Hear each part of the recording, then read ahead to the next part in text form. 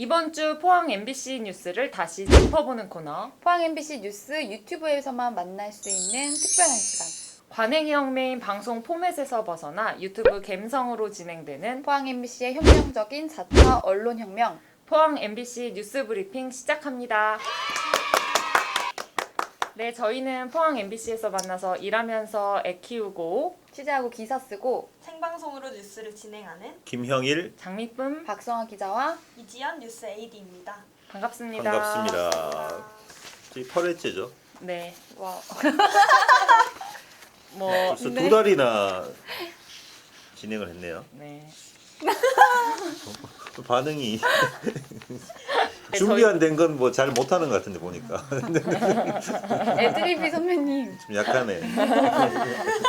이제 이런 포맷 자체가 우리 방송에선 처음 하는 거다 보니까 저희도 이제 많은 시행착오가 있고 여러 가지 이제 그 고민들이 있지만 그래도 이렇게 시청해주시는 여러분을 보면서 끝까지 한번 가보도록 하겠습니다. 너무 판에 박힌 멘트 아니에요? 그러니까 선배님 텐션 업.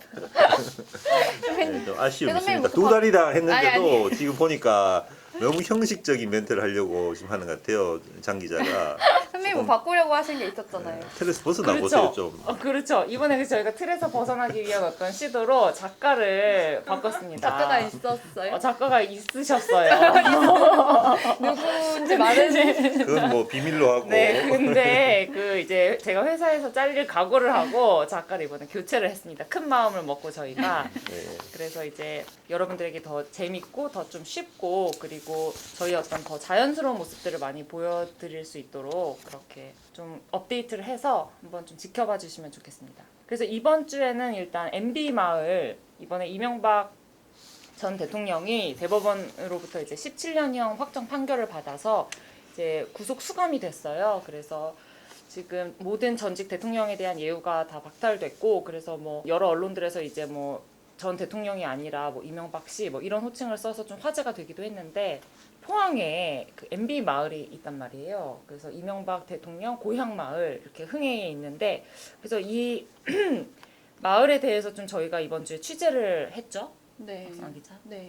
어땠죠? 직접 가서 봤잖아요. 저는 갈 때 이제 저희 카메라 기자랑 가면서 여기를 누가 처음 가봤죠? 네, 저 처음 가봤거든요. 어. 그래서 여기를 누가 갈까 이 생각을 서로 했거든요, 둘이. 왜냐면 가는 길도 되게 멀어요. 시내에서 많이 떨어져 있어요. 되게 많이 들어가야 돼요. 그래서 그렇죠. 거기를 가기 위해서 가야 된단 말이에요. 그렇죠. 거기만을 가기 위해서 그 산길을 가야 된단 말이에요.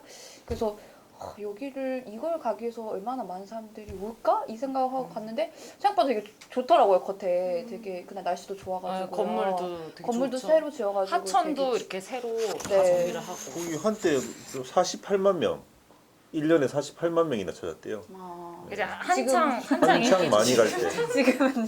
지금 뭐 지금은- 그때는 이번에 가보니까 몇 명 한 명도 없었죠. 관람객이 아니 저 한 명도 없었고요. 제가 갔는데 생가는 아니지 고향집을 복원했는데 초가집으로. 네, 사람들이 많으신 거예요. 그래가지고 초가집에? 뭐지 이러고 봤는데 보수 작업을 하시는 거예요. 아. 좀 놀란 게 스탠드업을 네. 그 안에서 하는 게 네. 관람객이 원래는 아무도 없어서 네, 아무도 없어가지고 할 수가 가능하지 있었어요. 않았나. 네, 사람이 아무도 없어가지고 그냥 뭐 그랬어요. 그러면 포항시에서 어쨌든 뭐 보수도 하고 뭐 그쵸. 지금 관리를 하는 그쵸. 모양이죠. 네, 관리를 하고 지금도? 있는 거더라고요. 그럼 이걸 만들어진 거는 2011년에 이제 이명박 대통령 임기 뭐 한 3, 4년 차 됐을 때 이제 준공이 된 것 같고 그리고 또 그 이후로도 이런 뭐 하천 정비 말씀드렸지만 생태문화공원이라고 해가지고 뭐 또 몇십억 좀 넣고 그 다음에 또 리모델링도 하고 이렇게 하면서 한 70억 정도 네, 돈을 투입이 꽤 됐죠. 많이 투입이 됐죠. 뭐 지금도 뭐 매년 운영비 해가지고 한 5천만 원 넘게 든다고 시에서도 말했거든요. 제가 2013년 그리고 2015년 그때도 제가 직접 취재를 했거든요. 그때도 벌써 어떻게 보면 이명박 대통령에 대한 비판적인 부정적인 어떤 평가라든가 뭐 실패한 대통령 이런 이야기들이 많았기 때문에 과연 이런 데다가 시민 혈세를 투입하는 게 바람직한가 이런 비판적인 시각으로 저희들도 많이 다뤘어요. 다뤘음에도 불구하고 이게 지금까지 사실 저도 그 이후로는 관심을 좀 안 가지고 지나왔었는데 이번 계기로 지금 박성아 기자 취재했는데 보니까 굉장히 많은 예산이 이게 지금까지 투입이 됐더라고요. 네, 지금까지 투입이 됐고 예. 아까 말씀하신 것처럼 지금까지 한 70억 정도 투입이 됐고 네네. 매년 또 한 5천만 원 넘게씩 5천만 원은 그 비용이 그러면 거기 관리직 운영비랑 운영비 그리고 인건. 인건비 뭐 이런 거 해가지고 한 거기 있는 사람이 공무원 아닙니까 예, 그러면? 공무원은 아니시라고 하셨고요. 그 공무직. 무기계약직으로 무기계약 예, 공무직. 어쨌든 시에서 이제 관리를 하시고 뭐 월급도 주시는. 그리고 어쨌든 뭐 시민들이 내는 세금으로 그쵸. 그분 월급도 주고 하는 거 아니에요, 그렇죠, 그죠? 그렇죠. 그리고 아내가 들어가서 보니까 참 좀 재밌더라고요. 아 재밌었어요?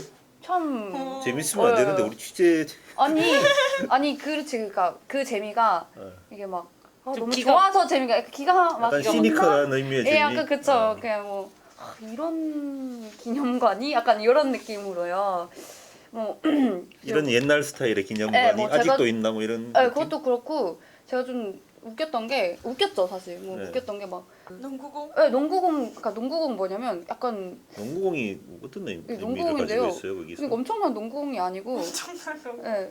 그러니까 제목이 뭐냐면 장애인들과 함께 눈물 흘린 이명박 대통령 하면서 이명박 대통령이 뭐 그때 당시 뭐 장애인 날에 뭐 장애인 분들과 이렇게 하면서 같이 농구를 했단 말이죠. 농구를 했던 그 농구공을 농구공이를 이렇게 이제 유리장 안에 전시를 이렇게 음. 눈물 흘린 이명박 대통령 하면서 같이 전시를 해 이런 것들이 이렇게 많더라고요. 이거는 좀 미화된 것 같아요. 왜 이것저것 그래서 눈물 이렇게 하면서 위화를 하고 또 뭐 현대중공업 시절에 입었던 뭐 회사원 시절. 입었던 건지 모르겠지만 현대중공업 뭐 작업복, 안전모 뭐 이런 것도 있고, 그러니까 그런 내용들이었어 대부분. 일대기, 그러니까 가난했던 뭐 어린 시절부터 해가지고 뭐 그런 뭐 일대기 뭐 역경을 딛고 거의 뭐 옛날 왕들 이렇게 네. 뭐 전시하듯이 왕이 돌아- 쓰던 숟가락. 뭐 그런 느낌이죠. 거기 그 보면은 그 이명박 전 대통령이랑 그 여사 네, 김여정 여사 맞아요. 모형도 이렇게 맞아요. 있어요. 이렇게 손잡고 이렇게 계시는. 네. 근데 이게 아직 살아있는 사람의 어떤 대통령에 대해서 기념관은 기념관은 만드는 데는 없죠. 없죠. 지금까지 그렇죠. 없었죠. 그래서 그게 좀 문제가 아닌가 싶어요. 왜냐면 이번처럼 이렇게 뭐 법적으로 뭐 이렇게 뭐 구속이 된다던가 네. 이런 비리들이 계속 밝혀지고 그렇죠. 횡령 뇌물 혐의로. 있는 거잖아요. 근데 좀 신기하더라고요. 좀 다른 세상 같았어요. 거기는. 사실 또 놀랐던 게 이명박 대통령이 이번에 처음 구속된 게 아니잖아요. 그렇죠. 그 18년도에 구속됐었는데 그때도 포항시에서 그 덕실관 보수공사를 진행했었다고. 14억 들여가지고 그때도 굉장히 부적절하다는 논란이 많았었죠. 그러니까 18년쯤 됐을 때는 네. 이미 1차적으로 네. 법적인 심판이 이제 이루어진 네. 상태인데도 포항시는 그렇게 많은 예산을 투입했다는 거죠. 그렇죠. 앞으로 그만한다고 하는 말도 없는 거죠. 그렇죠.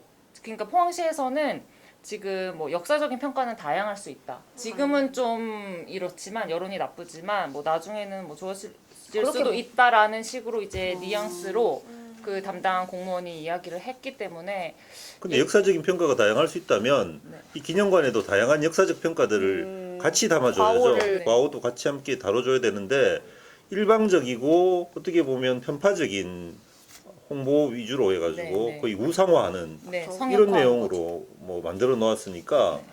이건 그리고 또 뭐 이런 법적인 대법원에서까지 법적인 판단을 받아서 17년이라는 형은 굉장히 중형이거든요. 이런 중형을 받은 사람한테 이런 기념관을 만들고 계속 하겠다는 거는 포항시가 무슨 배짱으로 과연 그렇게 하는 건지 시민들의 여론이나 이런 비판적인 여론을 무시하고 그냥 가겠다는 건지 정말 이해할 수 없고 그래서 한편으로는 이런 생각도 들어요.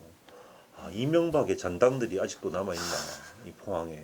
그런 이야기가 저도 들었어요. 지역 정가에 어떤 그런 아직도 친이계 쪽 사람들이 많이 있다 보니까 그분들을 이렇게 시에서 집행부에서 많이 의식하는 거 아니냐 이런 이야기를 하더라고요. 근데 사실 부적절하죠. 포항시가 사실 시민들을 더 많이 신경 써야죠. 그래서 이건 어떤 정치적인 어떤 뭐 네. 어떤 편가름이나 아니면 어떤 판단으로 이야기하는 게 아니고 네. 사법기관이 그렇죠. 이렇게 확실하게 판단을 내린 거잖아요. 네. 우리 대법원까지 가서. 그러면 이건 범죄자거든요. 범죄자에 대해서 이렇게 우상화하는 뭐 다른 시군에서 다른 시나 아니면 뭐 다른 곳에서 봤으면 진짜 부끄러운 일이에요. 네, 사실 그렇죠. 어떻게 보면. 그렇죠. 포항 시민은 그 사람들이 뭐라 네. 그러겠어요, 네. 그냥. 그런 범죄자를 막 우상화하는 도시? 네. 그렇죠. 진짜. 그 실제로 제가 이제 그 시민 인터뷰를 했었었는데 어제 그 대부분의 시민분들이 이런 얘기를 하셨어요. 그 당장 없애야 된다. 고향의 어떤 수치라고도 할 수 있다 어떤 면에서는. 그리고 역사 기념관이라고 하지만 거기에다가 그럼 대체 무엇을 전시를 할 수 있겠냐 지금 이런 상황에서. 이렇게 뭐 대법원 확정 판결까지 났는데 어떤 분은 또 저희가 방송에 넣지는 못했는데 뭘 전시할 거냐, 그럼 도둑질을 전시할 거냐, 이렇게 아주 사실 시니컬하게. 전시해야 왜냐면 지금 그렇게 그런 혐의로 그만큼 중형을 선고받은 거죠. 그리고 범죄 혐의도 굉장히 중하고. 근데 그거를 이제 포항시만 외면하고 있다라는 네. 생각을 지울 수가 없는 거고. 그리고 또 여기가 진짜 고향도 아니라고 네, 맞아요. 하던데요. 실제로 그 안에 보면은 뭐 생가나 건물 이런 게 생가가 아니죠. 태어나지 않았으니까요. 생가도 아니고. 제가 찾아봤는데 네. 이명박 고향마을 해가지고 막 덕실마을 찾아봤거든요. 네. 근데 지도에 거기에 나와요. 이명박 고향집이 세 곳이라고 나와 있는 거예요. 음. 근데 사람이 살던 곳이 고향에 뭐 세 곳일 수는 있는데 이거는 좀 특별해요. 그러니까 이거 역사적으로 그러니까 가치가 없는 거예요 지금. 역사적으로 고증이 안 된 기념관이에요. 사실 이 마을에 오래 살지도 않았고요. 한 4년 정도 맞아요. 살았다고 5살 하는데 때부터. 근데 여기 뭐가 있냐면 고향 집, 뭐 생가 터, 생가 복원한 처가집. 생가? 네, 생가집 복원한 처가집이 있는데 이게 뭐냐면 사실 그러니까 이명박 대통령이 살았던 집은 없는 거예요. 그쵸. 그래서 이 고향집이라고 하는 거는 그냥 그 친척들이 살았던 집. 그리고 이 터는 뭐냐면 아버지가 사셨던 곳인데 그러니까 이명박 대통령이 산 곳이라고 하기 좀 그렇죠. 아버지가 사셨던 곳. 그곳에서 이제 3, 4년 머물렀는데 거기에 이제 다른 사람이 살고 있는 거죠. 지금은. 네, 그래서 이제 거기에 복원을 못해서 이시 종친회에서 부지를 새로 사서 덕실관 뒤쪽으로 초가집을 새로 지었다고 하더라고요. 그러니까 어찌 됐든 간 이명박 대통령이 이런 데 살았었다 하는 거를 새로 또 돈을 들여서 지어 놓은 거죠. 제3 장소에. 그쵸, 뭐 근데 진짜 집도 아니고.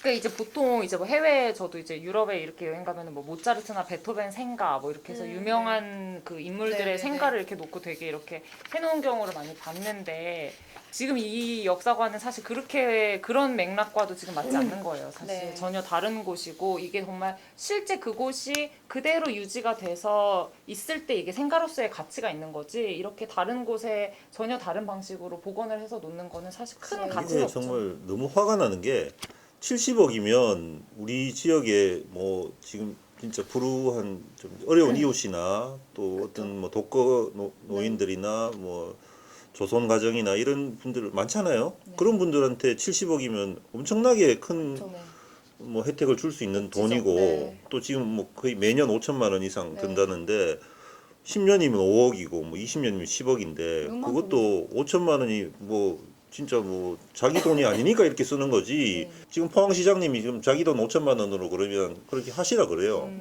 그게 맞지.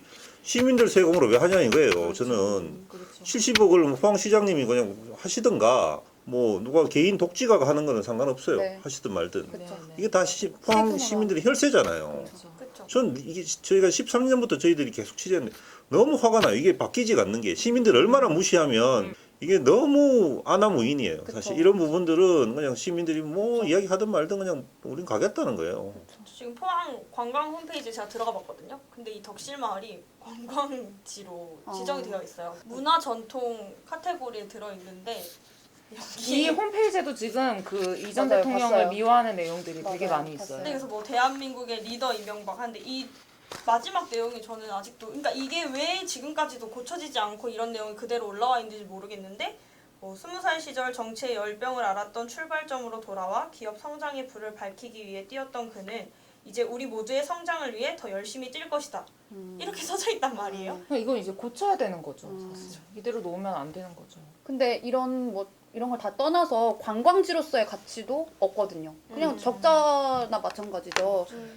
그때 뭐 48만 명 그리고 뭐 15만 명, 그 덕실마을 자체가 15만 명까지도 찍었었는데 그 뒤로는 거의 이렇게 매년 거의 뭐 반토막 뭐 그렇게 나서 작년에는 2만 6천 명이 방문했고요. 올해는 지금 5,600명만 방문했거든요. 지금 11월. 그럼 네. 내년에는 또 이제 한 2천 명 정도 뭐. 그러면 이대로 하면은 그러니까 이게 뭐 정치적, 그러니까 뭐 그런 역사적인 문제도 그렇고 그런 관광지로서의 가치도 아예 없다는 거죠. 근데 여기에 계속 혈세만 투입되고 있다는 이게 문제인 거죠. 그렇죠. 저는 방금 말씀하신 것도 뭐 의미가 있다고 보지만 그걸 떠나서 관광지로서 가치가 있다 하더라도 이건 해서는 안 되는 게 그렇죠, 그렇죠. 이명박이라는 이 사람은 벌써 법적인 판단이 났단 말입니다. 이 범죄자로. 그러면 포항시가 거기에 대해서 판단을 해야 돼요. 이건 더 이상 이제 운영할 시설이 아니다. 그럼 폐쇄를 하든가 이명박이라는 이름을 드러내고 뭐 다른 이름으로 하든가 뭐 아까 이야기했듯이 진짜 공과를 함께 다루는 그런 진짜 역사 교육의 현장으로 바꾸든가 네, 뭐 또 그런 판단을 내려야지 지금처럼 그냥 뭐 모르겠다. 너무 계속 하겠다. 뭐 담당 공무원이 그렇게 말씀했다고요? 네. 저는 진짜 무책임한 말이라고 생각합니다. 이건 포항시장이 직접 좀 알아보고 문제의식을 가지고 지금 당장이라도 개선해야 될 문제가 아닌가. 네, 그래서 이제 시의원들도 이 시설을 다른 뭐 주민복지시설이나 이런 다른 용도로 빨리 사용처를 바꿔야 된다. 지금 이런 이야기를 하고 있어요. 그래서 뭐 이 우리 유능한 두 기자님께서 앞으로도 꾸준히 이거를 집중 취재해서 이게 바뀌는 날까지 취재를 하시도록 그렇게 하는 게 안 좋겠습니까, 그죠? 알겠습니다. 이 뭐해? 두 분의 어깨에 이게 포항의 미래가 걸려 있습니다. 이게 포항의 자존심을 찾는 일이기 때문에 편집해주세요. 다음 주제로 한번 이야기를 해볼게요. 저희 지금 포항시의 선정적인 간판이 지금 막 범람하고 있다 이런 생각 하셨을지 모르겠는데 지금 실제로 포항 시외버스 터미널에 보면은 지금 굉장히 충격적인 간판이 몇 달 동안 있었어요. 그래서 저희도 이렇게 여러 번 목격을 했는데 이거에 대해서 지금 문제 제기가 돼서 지금 저희가 집중 취재를 했거든요. 이 내용이 정말 충격적인데 한국 아가씨만 취급합니다. 항시 대기 중 현금가 11만 원, 전국 최저가 선언. 그러니까 마치 여성을 물건을 파는 것처럼 이야기하고 있죠. 전국 최저가다 이런 식으로. 취급합니다. 네. 그죠? 물건을 취급하듯이. 네, 그것도 문제고. 사실 이것만 보면은 내가 11만 원만 주면은 한국 아가씨를 만날 수 있다. 살 수 있다. 네, 살 수 있다. 이런 내용으로 들리거든요. 사실 뭐 성매매의 뉘앙스도 좀 풍기어지는. 근데 이게 충격적인 이게 포항 시외버스 터미널에 있었다는 거예요. 바로 앞에 건물에. 그래서 이거를 뭐 공무원이나 이런 여러 사람들이 지나다니면서 봤을 텐데 왜 조치가 안 됐나 이런 게 사실 되게 충격적이었고 여성회에서도 이제 포항 여성회에서도 이제 보도자료를 내서 이거를 문제 제기를 공개적으로 한 거죠. 그래서 이것도 이제 박성화 기자가 취재를 했는데 누가 이거를 그냥 설치한 거예요? 업주죠. 업주가. 해당 건물의 업주가. 네, 그 가게 업주가. 근데 이런 걸 설치하는데 뭐 전혀 뭐 제지 당하거나 이런 적이 그러면 없었다는 거네요. 법적인 문제도 없나요? 이런 문구를 설치하는 게? 근데 이게 그거를 설치를 할 때 이거를 허가 신청을 해야 되는데 허가 신청을 안 하고 한 거죠. 그러니까 시에서도 네. 이런 간판이 있었는지 뭐 몰랐다는 말을 했어요. 이렇게 허가 신청이 안 들어와서 네. 뭐 안 한 것도 문제고 제가 이제 업주를 직접 만나봤는데 뭐 네네. 업주 말로는 자기가 막 뭐 의도한 바는 아니다 뭐 이런 식으로 네네. 말씀은 하셨어요. 그래서 뭐 철거를 했다는 거죠, 업주는? 바로 그날 바로 지우고 철거했죠. 네. 이게 저도 보면서 좀 반성하게 되는데 저도 이게 지나가면서 봤던 것 같은데 크게 문제의식을 못 느낀 것 같아요. 처음 들었을 때는 저는 얼핏 무슨 그게 뭐 큰 문제인가 이렇게 이제 그러셨어요. 얼핏 들었어요. 근데 아, 가만히 생각해 보니까 진짜 문제구나 생각이 들더라고요. 사실 뭐 유흥업소 간판이라고 해서 이런 문구를 설치하는 게 정당화될 수는 없는 거거든요. 그렇죠. 근데 이제 뭐 구자님 말씀하셨듯이 뭐 대부분의 남성이 그렇게 크게 문제의식을 느끼지 못하는 실제로 제가 통화했던 이런 담당 공무원 중에 한 명도 약간 좀 비슷한 식으로 말씀을 저도 하셨단 그 이야기 말이에요. 들었어요. 예, 예. 네, 그러니까 그래도, 이게 문제고 그리고 법적으로도 문제라고 금지된 이런 내용인데 약간 뉘앙스가 뭐 그러니까 뭐 여자들이 봤을 때는 얘는 문제 좀 문제로 보이겠지만 남자들이 봤을 때는 그냥 뭐 웃고 넘길 뭐 예전부터 봐왔던 그런 뭐 웃긴 그냥 간판 막 난이 얘기가 더 충격적인데. 그래서 이거를 그렇죠. 참 그쵸. 분명히 그 법적으로도 그 박상아 기자 취재했듯이 그 뭡니까 5개 광고물법에는 미풍양속을 해치거나 네, 네. 이런 문구가 들어가면 네. 불법이에요. 이게 불법. 네, 네. 네, 그러니까 음란하거나 그렇죠. 대표적인 내용으로 네. 미풍양식. 근데 문제는 이게 이 문구를 엄란하다고 생각 안 하는 네. 거죠. 그러니까 이걸 문제의식을 안 가지는 거죠. 음란한 것도 음란한 건데 또 인종차별적이거나 그렇죠. 예. 성차별적인 성차별적인 내용. 내용으로 예. 인권 침해 우려가 있으면 또 금지돼 있단 말이에요. 그리고 또 그 이번에 여성회에서도 얘기했지만 전수조사를 실시해라. 네. 그래서 이게 관리 감독을 확실하게 좀 시에서 하고 단속 기관에서 하지 않는 이상은 네. 이게 그냥 어떤 이런 그 잘못된 인식 속에서 그냥 흘러가는 것 같아요. 네. 네. 많아요. 제가 그래서 밤에 이제 그 카메라 기자랑 같이 좀 돌아다녔어요. 이렇게 구석구석 다녔는데 굉장히 많습니다. 그 뭐 쌍사라고 이제 포항 시민분들은 다들 아실 건데 그냥 입구에 바로 뭐 이런 아가씨 저 TC가 무슨 뜻인지는 잘 모르겠지만 뭐 아가씨 TC 뭐 룸비 뭐 이런 거 뭐 11만 원 뭐 똑같은 멘트 있고 저쪽에 또 뭐 한국 아가씨 같은 멘트 뭐 한국 아가씨 항시 대기 중 뭐 이런 얘기들이 그대로 심각하네요. 있어요. 어. 근데 이게 단속이 힘들다고 뭐 그런 식으로 평소에서는 말을 하더라고요. 저희 동네에도 유흥업소는 아닌데 그냥 일반 현수막으로 뭐 다문화 결혼 이런 거에 요즘 이제 관심이 높아지니까 그런 현수막이 걸려 있단 말이에요. 근데 뭐 그런데도 뭐 베트남 여성이랑 뭐 결혼할 수 있다라는 뉘앙스의 현수막이 걸려 있단 말이에요. 맞아요. 그러니까 사실 뭐 결혼이나 그런 여자를 되게 돈 상품으로 주고 네, 돈 돈 주고 주고 살 수 사오는 있다. 거 그쵸. 네, 그렇게 느껴지게 하는 게 되게 많은데 그쵸. 인터뷰 하는데 어떤 시민분이 그래서 저기 오광장 쪽에는 또 외국인 여성만 취급합니다라는 간판도 있던데 이래서 갔는데 못 찾았어요. 못 찾긴 했는데 저희가 네. 뭐 그런 말씀도 하시더라고요. 그러니까 문제죠. 그래서 또 인터뷰할 때 이제 인터뷰하니까 그 시민분들도 이게 여성에 대해서 이렇게 뭐 성인식을 왜곡되게 갖게 하고 그런 것들이 그대로 표출되는 거고 그리고 그게 또 청소년한테도 그럼요. 똑같이 영향을 미치는 네. 거니까 그대로 받아들일 수밖에 없지 않느냐라고 우려도 많이 하셨거든요. 그렇죠. 저는 이게 포항시가 단속 의지가 없다는 게 정말 큰 문제라고 생각되는 게 이 그 업주도 사실 이렇게 문제가 공개적으로 되니까 바로 철거했잖아요. 그러니까 단속을 제대로 하면 그쵸. 의지를 가지고 하면 다른 맞아요. 업주들도 제가 볼 때 이거는 바로 철거할 거예요. 맞아요. 근데 그럼에도 불구하고 철거하지 않고 오히려 설치한다는 거는 이렇게 설치를 해도 아무도 나에게 뭐라고 하지 않을 것이다 라고 하는 그런 생각을 하기 때문일 네. 거라고 저는 생각되거든요. 그래서 이거는 충분히 포항시에서 의지를 가지고 하면 해결할 수 있는 문제가 아닐까. 해결해야죠. 네. 그렇죠.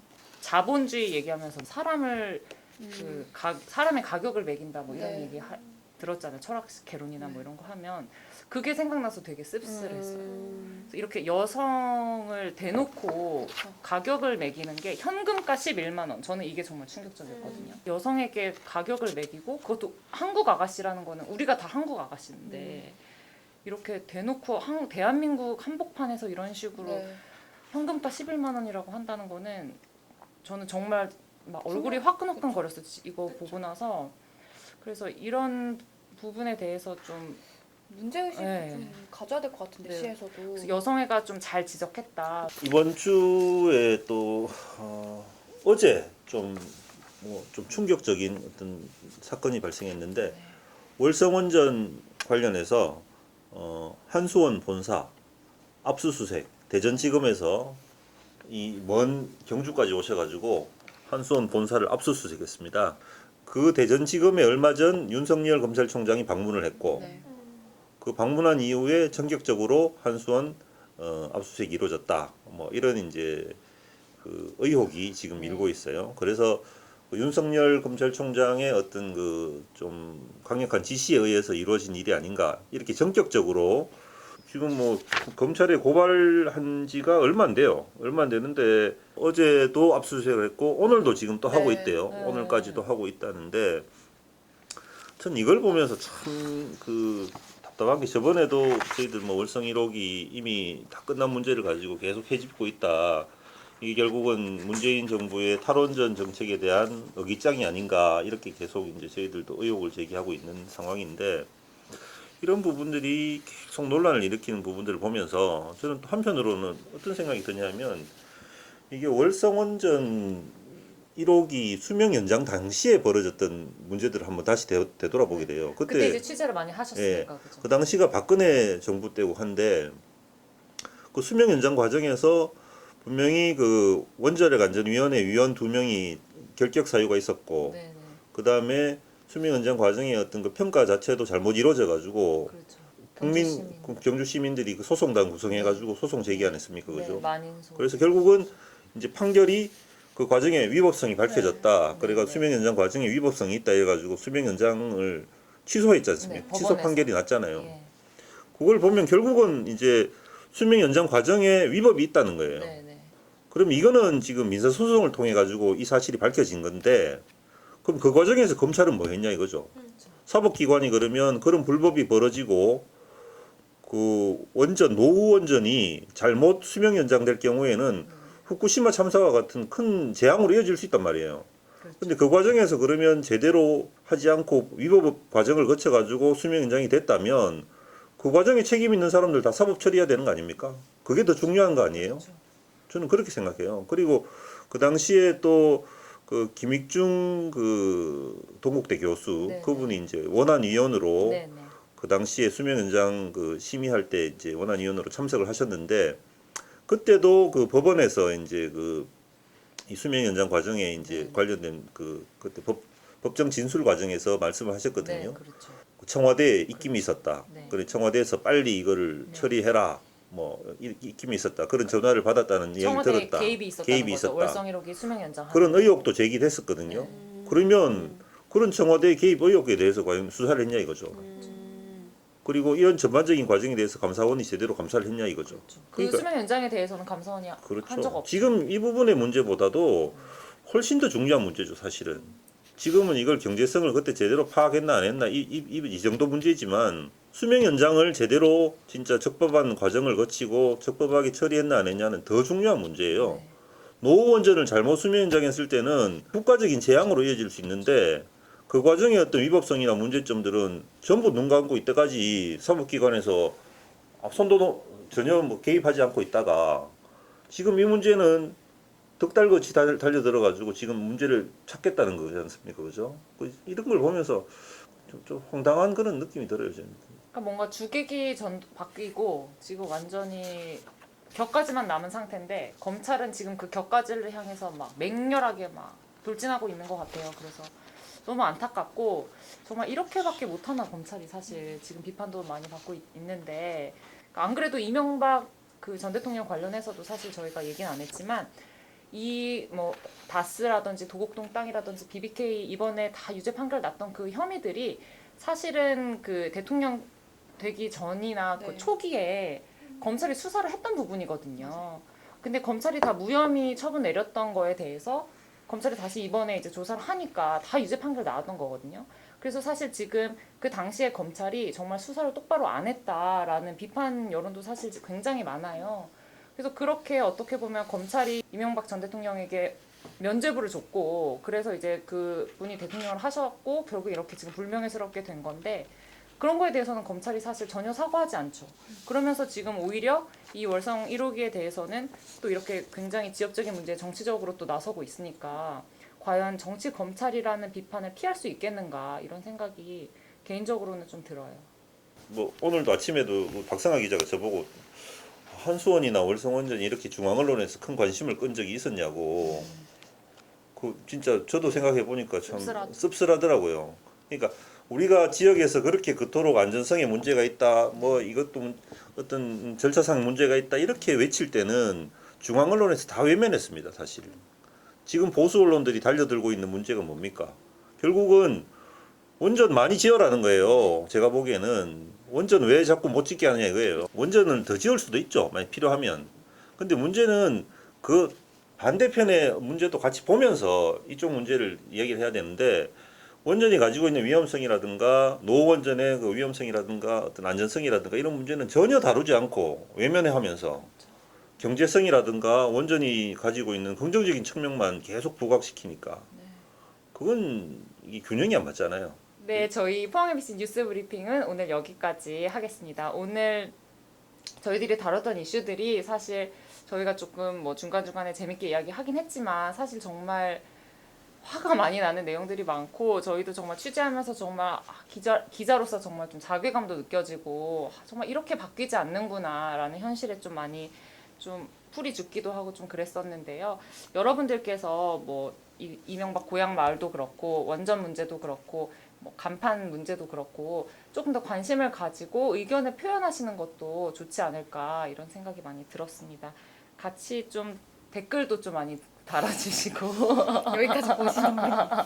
여기까지 꼭 보시고 댓글을 꼭 좋아요도 달아주세요. 눌러주시고. 네, 좋아요도 눌러주시고. 네, 그럼 여기까지 하겠습니다. 감사합니다.